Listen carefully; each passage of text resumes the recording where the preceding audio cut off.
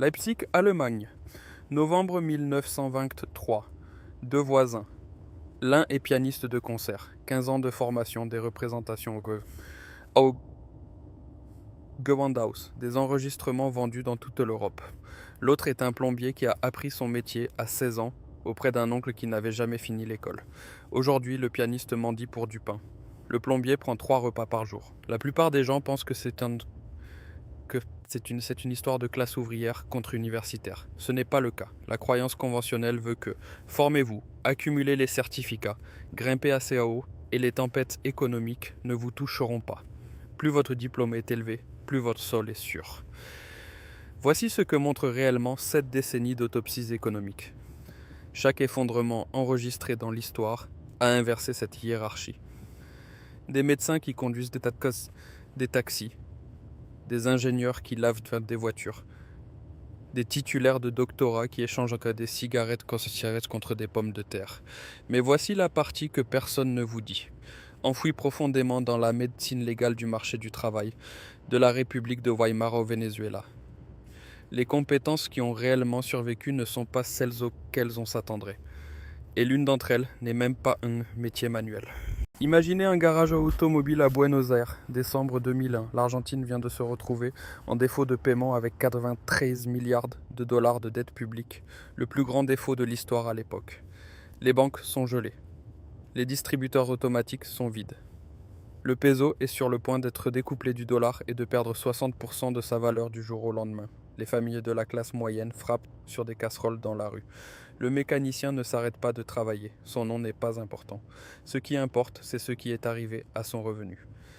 Avant la crise, il demandait 50 pesos de l'heure. Après la dévaluation, il demandait 50 pesos de l'heure. Le chiffre nominal était le même. Mais en termes de dollars, ces services étaient devenus radicalement moins chers et la demande a explosé. Les Argentins, qui changeaient de voiture tous les 3 ans pour de nouveaux modèles, avaient soudainement besoin que ces voitures durent une décennie de plus. Le mécanicien capable de faire rouler une Renault de 1995 pendant 100 000 km de plus n'était plus un bien interchangeable. Il était une infrastructure vitale. C'est la première loi de l'économie de l'effondrement, et elle est irréfutable. Quand les gens n'ont plus les moyens de remplacer les choses, la personne capable de les réparer devient un nœud critique de l'économie de survie. Les données des documents de travail du NBER sur la crise argentine de 2001 à 2002 confirment ce schéma. L'emploi formel dans les secteurs de la finance, du commerce de détail et des services professionnels s'est effondré. Les métiers qualifiés, mécaniciens, électriciens, plombiers, métallurgistes, ont vu l'emploi se maintenir. Et dans de nombreux cas, les salaires réels dans l'économie informelle ont en fait augmenté car l'offre se contractait plus vite que la demande. On estime que le secteur de la réparation automobile argentin a traité 30% de véhicules, en plus en 2002 qu'en 2000. Malgré le carnage économique, la même signature médico-légale apparaît dans chaque effondrement. République de Weimar de 1920 et 1 à 1923, quand le mark est passé de 75 par dollar américain à 4,2 billions par dollar.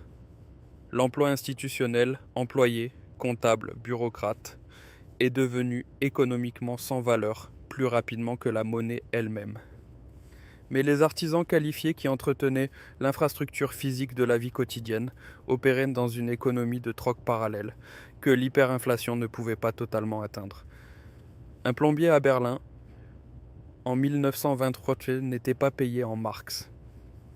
Il était payé en charbon, en pain, en saucisses, en bois de chauffage. Ses compétences contournaient complètement le système monétaire agonisant et se branchaient directement sur l'économie réelle des biens de survie. Période spéciale à Cuba, 1993. L'Union soviétique s'était effondrée 2 ans plus tôt. Cuba a perdu 20% de ses importations de pétrole et 25% de son commerce du jour au lendemain. Le PIB a chuté de 34%. L'économie formelle s'est figée, mais les mécaniciens et les réparateurs opérant dans l'économie informelle ont fait face à une demande extraordinaire, le gouvernement ne pouvant plus importer de nouveaux équipements et les vieilles machines soviétiques devant continuer à fonctionner.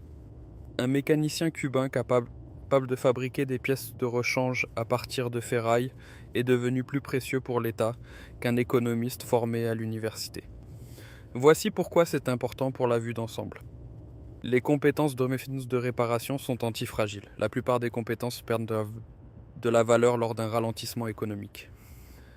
Elles sont corrélées à la prospérité, mais les compétences de réparation se comportent de manière inverse. Plus les choses empirent, plus les objets cassés s'accumulent et plus les gens ont désespérément besoin de quelqu'un pour les réparer. On ne subit pas le cycle économique. On agit à contre-courant de celui-ci. En termes financiers, la capacité de réparation est une position longue sur le dysfonctionnement économique, et le dysfonctionnement est toujours disponible. Les données du Bureau of Labor Statistics jusqu'en 2024 montrent que ce n'est pas seulement historique pour les mécaniciens et installateurs de CVC. Une croissance de 8% est prévue d'ici 2034, soit environ 80 000 postes vacants par an. Les électriciens sont à 9%, environ 81 000 par an. Les installateurs solaires photovoltaïques à 48% au cours de la prochaine décennie. Ce ne sont pas des industries de croissance au sens conventionnel, ce sont des industries de résilience. Elles prospèrent parce que l'infrastructure qu'elles entretiennent ne peut pas être délocalisée, automatisée sur le terrain ou remplacée par une alternative numérique moins chère. Le tuyau est soit réparé, soit il ne l'est pas. Voici ce qu'ils n'écrivent jamais dans les manuels d'économie. Buenos Aires, octobre 2011. À l'angle de la rue Florida et de Laval, des hommes se tiennent sur le trottoir et murmurent un mot aux passants. Cambio, change. On les appelle des arbolitos, de petits arbres, parce qu'ils restent immobiles comme des arbres, à attendre que les clients viennent à eux. Ce sont les changeurs de dollars informels d'Argentine, défiant les contrôles de change de l'État. Ils achètent des dollars américains au taux du marché noir et les revendent avec une marge. L'écart entre le taux officiel et le taux du marché noir, appelé dollar bleu, dépassait parfois 60%. Ces hommes n'étaient pas instruits. Beaucoup n'avaient aucune qualification formelle. Ce qu'ils avaient était quelque chose de bien plus dangereux. La capacité de lire en temps réel les différentiels de prix entre deux systèmes monétaires parallèles et d'exploiter l'écart par arbitrage. Ils pratiquaient la compétence financière la plus ancienne et la plus mortelle de l'histoire humaine. Chaque effondrement économique crée une double réalité monétaire. Le système officiel, mourant, imposé par l'État, visible, et le système réel, informel, adaptatif, parallèle. L'écart entre eux est l'endroit où les fortunes se font et se défont. Et la personne qui peut naviguer avec fluidité dans les deux, qui comprend le taux de change entre la monnaie qui s'effondre et la réserve de valeur réelle qui l'a remplacée, possède une forme de pouvoir qu'aucune hyperinflation ne peut détruire. C'est ce que j'appelle la compétence de traduction monétaire. Et la médecine légale historique à ce sujet est époustouflante. La République de Weimar a produit ses bénéficiaires les plus célèbres. Et ce n'était pas, comme l'implique souvent l'historiographie populaire, des étrangers achetant à bas prix des actifs allemands. Les gagnants les plus précoces et les plus constants étaient des courtiers en devises allemands opérant sur le marché gris. Des individus qui comprenaient notamment les mécanismes de change entre le mark et les devises étrangères, qui les remplaçaient en tant que réserve de valeur réelle. Ces courtiers facilitaient les transactions entre les Allemands ordinaires, désespérés de convertir leurs économies en décomposition, et l'économie monétaire parallèle émergente. La Reichsbank ne pouvait pas les arrêter, car les arrêter aurait signifié l'arrêt total du commerce. Liban 2019 à 2023. La livre libanaise s'est effondrée de 1500 par dollar à 89 000 par dollar. Tout le système bancaire s'est figé. Toute une classe moyenne a été anéantie financièrement. Mais pendant cet effondrement, les opérateurs sarrafs, des courtiers en devises informelles profondément ancrés dans la culture commerciale libanaise, ont continué à fonctionner. Ils éteignent les capillaires de l'économie quand les artères étaient durcies.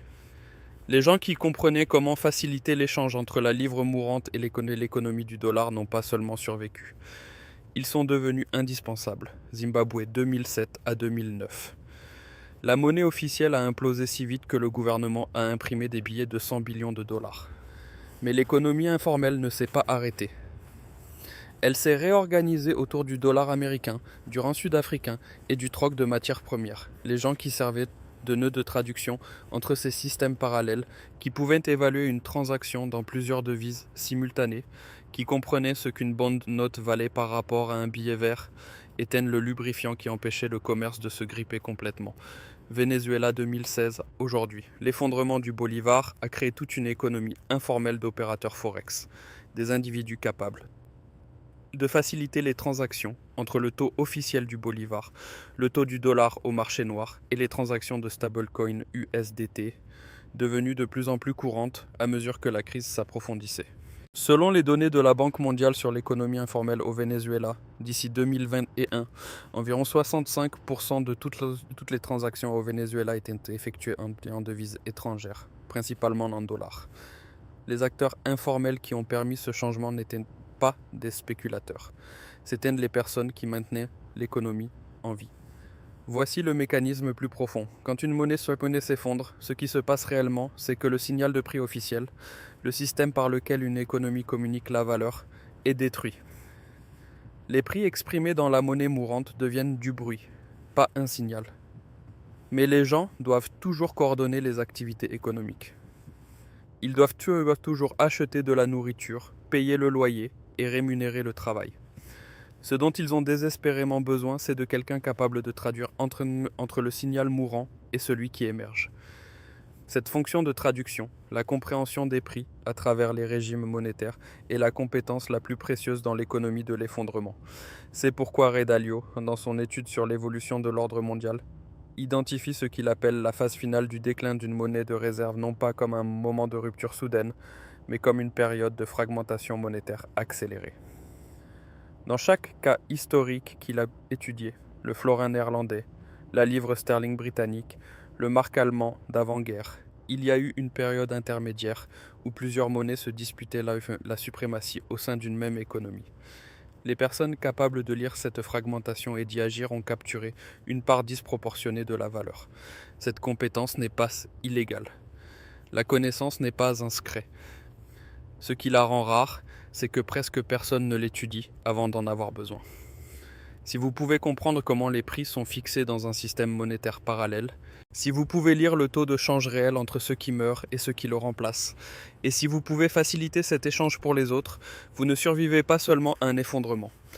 Vous fournissez l'infrastructure la plus critique qu'une économie en effondrement possède.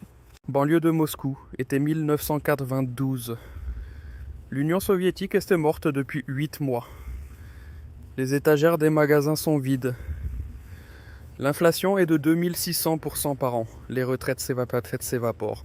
Et pourtant, 71% des foyers russes possèdent une datcha, un petit lopin de terre, généralement en dehors de la ville, et ils savent comment l'utiliser. En 1992, les dachas produisaient 92% de la récolte de pommes de terre russes, 77% des légumes, 87% des baies et des fruits, 59% de la viande et 49% du lait. Des foyers représentant peut-être 3% des terres arables produisaient plus de la moitié de l'approvisionnement alimentaire du pays sur des parcelles d'une moyenne de 600 à 1500 mètres carrés. La Russie n'a pas connu de famine après l'effondrement de l'Union soviétique.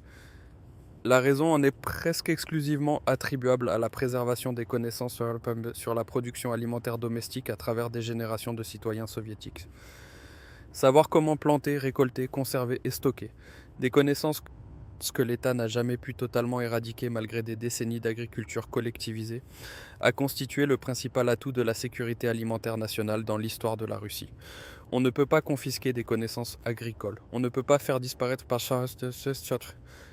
par l'inflation la capacité de faire pousser des pommes de terre. On ne peut pas geler un compte bancaire qui contient des connaissances en fermentation. Mais voici la différence que l'histoire met en évidence et que la plupart des gens ignorent totalement. Ce n'était pas la possession de la terre qui protégeait les familles russes en 1992. C'était la connaissance de la production et de la conservation des aliments. Les économistes académiques et les professionnels urbains qui avaient acquis des dachas comme symbole de statut social dans les années 1980, mais qui n'avaient jamais appris à cultiver la terre, n'étaient pas mieux protégés que leurs voisins urbains. Le sol était là. Les semences étaient disponibles, mais la connaissance de quand planter, comment lutter contre les nuisibles sans produits chimiques disparus des étagères, comment mettre les légumes en conserve sans botulisme, comment stocker au froid les légumes racines pendant un hiver russe, c'était là la variable de survie. La même signature médico-légale apparaît en Argentine en 2001 à 2002. Lorsque l'économie formelle s'est effondrée, un phénomène économique remarquable est apparu. Le TRUEC, un réseau national de troc auquel ont participé à son apogée 6 millions d'Argentins, échangeant des biens et services avec des crédits imprimés localement. Les participants qui apportaient des compétences de production, conservation des aliments, couture et réparation, phytothérapie, garde d'enfants, tiraient plus de valeur des réseaux TRUEC que ceux qui apportaient des certificats.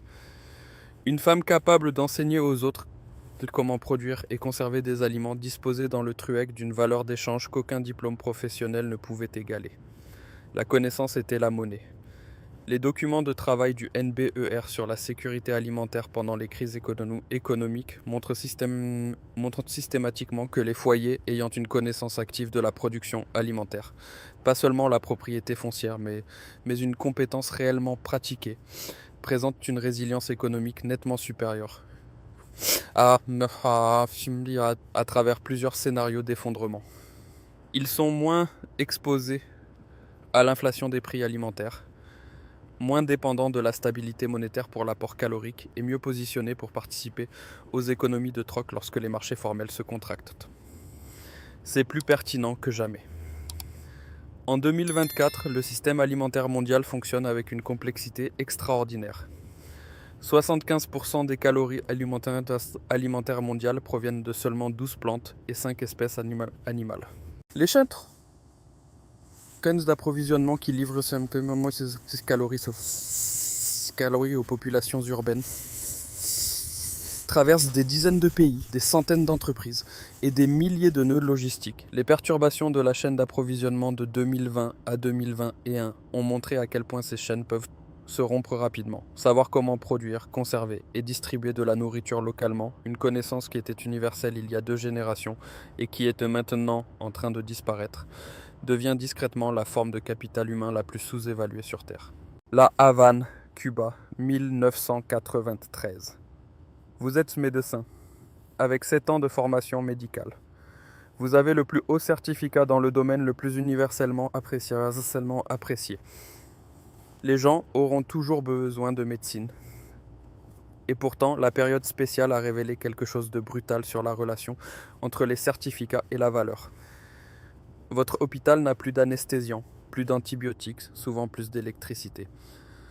Le système institutionnel qui transforme votre certificat en guérison, les chaînes d'approvisionnement, l'infrastructure pharmaceutique, l'appareil bureaucratique s'est effondré. Et en même temps, le gouvernement cubain a classé les médecins parmi les professions auxquelles l'auto-entrepreneuriat est expressément interdit. Votre certificat n'est plus seulement économiquement sans valeur. C'est une barrière légale qui vous empêche de gagner un revenu de survie. 10 000 médecins cubains ont pris la même décision. Ils ont conduit des taxis. C'est le paradoxe central des compétences basées sur des certificats lors d'un effondrement. Et c'est un paradoxe que les données de référence de Weimar au Venezuela confirment avec une régularité inconfortable. Plus une compétence nécessite d'infrastructures institutionnelles pour générer de la valeur, plus elle est vulnérable à une défaillance du système. Un diplôme de médecine nécessite un hôpital fonctionnel. Un diplôme de droit nécessite des tribunaux fonctionnels. Un certificat de comptabilité nécessite des entreprises fonctionnelles avec des livres à équilibrer.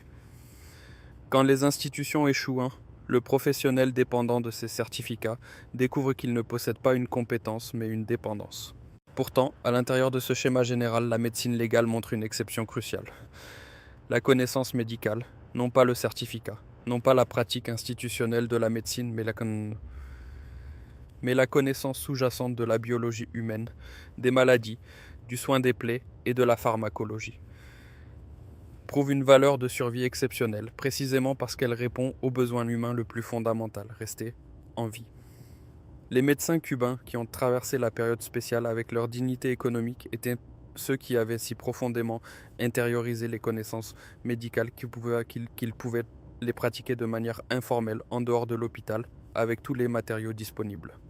Les soins de santé communautaires à Cuba pendant les années 1990 dépendaient de plus en plus de médecins capables de diagnostiquer et de traiter sans appareil d'imagerie, sans chaîne d'approvisionnement pharmaceutique, en utilisant des alternatives naturelles et improvisées. L'Organisation mondiale de la santé a documenté à la fin des années 1990 que Cuba a maintenu des résultats de santé surprenants pendant la période spéciale. Non pas parce que les institutions ont tenu, mais parce que les praticiens ont adapté leurs connaissances à l'absence institutionnelle. Le même schéma s'est manifesté dans la Russie post-soviétique, dans le Venezuela après l'effondrement et dans les zones de guerre et de post-conflit étudiées par la Banque mondiale. Le fil conducteur n'est pas seulement la connaissance médicale, mais quelque chose de plus large. La capacité d'appliquer des connaissances sur la physiologie humaine et la biologie fondamentale sans médiation institutionnelle. Les personnes capables de réduire des fractures, de suturer des plaies, de traiter des infections avec des antiseptiques simples, de reconnaître et de traiter des carences, et d'assurer que le suivi des accouchements sans accès à l'hôpital représentait un des groupes de compétences les plus universellement appréciés dans chaque environnement d'effondrement étudié. Cela suggère un principe plus large qui relie ces 4 compétences. Les compétences qui ont survécu à chaque effondrement économique de l'histoire partagent une caractéristique structurelle. Elles fonctionnent indépendamment des systèmes institutionnels. Les métiers de la réparation n'ont pas besoin de bureaucratie. Le traducteur monétaire n'a pas besoin de chambre de compensation. Le producteur de nourriture n'a pas besoin de chaîne d'approvisionnement. Le médecin au pied nu n'a pas besoin d'hôpital. Chaque compétence répond directement à un besoin humain fondamental sans médiation institutionnelle. Et dans un effondrement, c'est précisément la médiation institutionnelle qui échoue en premier. La structure expliquant pourquoi vos certificats sont dépendants des institutions. Tim Harford fait une observation dans Adapt sur l'évolution économique qui s'applique ici avec une précision brutale. Il note que les systèmes les plus susceptibles de survivre au choc ne sont pas les plus sophistiqués, mais les plus modulaires, ceux qui peuvent se découpler les uns des autres et continuer à fonctionner indépendamment si le système global échoue. Votre certificat est l'opposé du modulaire. Il dépend entièrement du système qui l'a délivré. Harvard ne peut pas vous donner un MBA qui fonctionne si le contexte institutionnel de Harvard n'existe pas. Le barreau ne peut pas vous donner une licence qui signifie quelque chose si les tribunaux sont fermés. Ces certificats sont des dérivés. Leur valeur dérive entièrement du système institutionnel sous-jacent. Une compétence qui répond à un besoin humain fondamental n'est pas un dérivé. C'est l'actif de base. C'est la raison pour laquelle les données du Bureau of Labor Statistics sur l'emploi pendant les récessions montrent des schémas si constants. Lors de la récession de 2001, de la crise financière de 2008 à 2009 et du choc Covid de 2020, les métiers qualifiés ont maintenu des taux d'emploi nettement plus élevés que les professions de l'économie de la connaissance. Pas parce que les métiers manuels sont intrinsèquement plus précieux en temps normal, ils ne le sont souvent pas, mais parce que l'infrastructure institutionnelle dont ils dépendent est plus légère et plus résiliente. Un plombier n'a pas besoin d'un marché boursier fonctionnel pour réparer un tuyau. Un analyste financier si. Et ici, le tableau contemporain devient vraiment inquiétant. Dario Amodei, PDG d'Anthropic, a déclaré publiquement que l'IA pourrait éliminer entre 40 et 60% des postes de premier échelon pour les diplômés universitaires d'ici 5 ans. La recherche de JP Morgan sur les perturbations du marché du travail induites par l'IA se concentre explicitement sur les métiers comportant des tâches cognitives routinières. La même catégorie de métier qui s'est avérée la plus vulnérable lors des effondrements historiques. Le travailleur de la connaissance dépendant de ses certificats fait face à une menace simultanée venant de 2 directions. Le déplacement technologique dans des conditions stables et la dépendance institutionnelle lors d'une défaillance du système. Le portefeuille de capital humain le plus résilient n'est pas celui qui maximise les revenus en période de stabilité. C'est celui qui conserve sa valeur d'échange sur le plus large éventail de conditions systémiques. Voici ce que l'histoire essaie réellement de nous dire. Chaque effondrement que vous avez étudié, de la dévaluation du denier romain aux brouettes de Weimar jusqu'à l'arrêt bancaire libanais, suit la même séquence. Les institutions échouent. Les certificats s'évaporent. Et les personnes qui conservent leur dignité économique sont celles dont les compétences répondent aux besoins humains fondamentaux sans que le système défaillant n'ait besoin de fonctionner. Le métier de la réparation n'est pas le plan de secours. Pour la majeure partie de l'histoire humaine, c'était le plan primaire. La capacité de traduction monétaire n'est pas de la spéculation. C'est l'infrastructure économique de chaque période de transition entre régimes monétaires. La connaissance de la production alimentaire n'est pas du survivalisme. C'est la forme la plus fiable de sécurité alimentaire jamais prouvée dans l'histoire économique. La connaissance médicale qui fonctionne sans hôpitaux n'est pas une médecine alternative. C'est la médecine pratiquée par la grande majorité de l'humanité pendant la majeure partie de son histoire.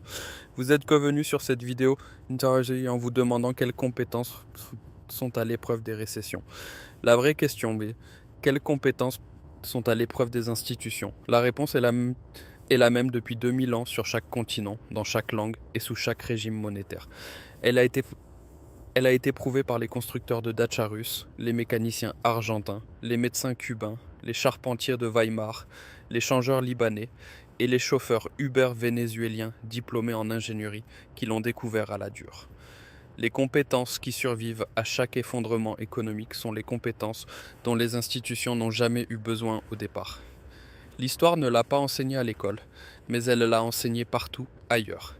Si cette histoire a changé votre vision de la stabilité de votre propre carrière et de la valeur des compétences pratiques, veuillez vous abonner à la chaîne et nous donner un j'aime. Nous déterrons l'histoire qu'ils ont essayé d'enterrer pour vous aider à construire un avenir plus résilient. Le prochain trésor de connaissances sera bientôt révélé.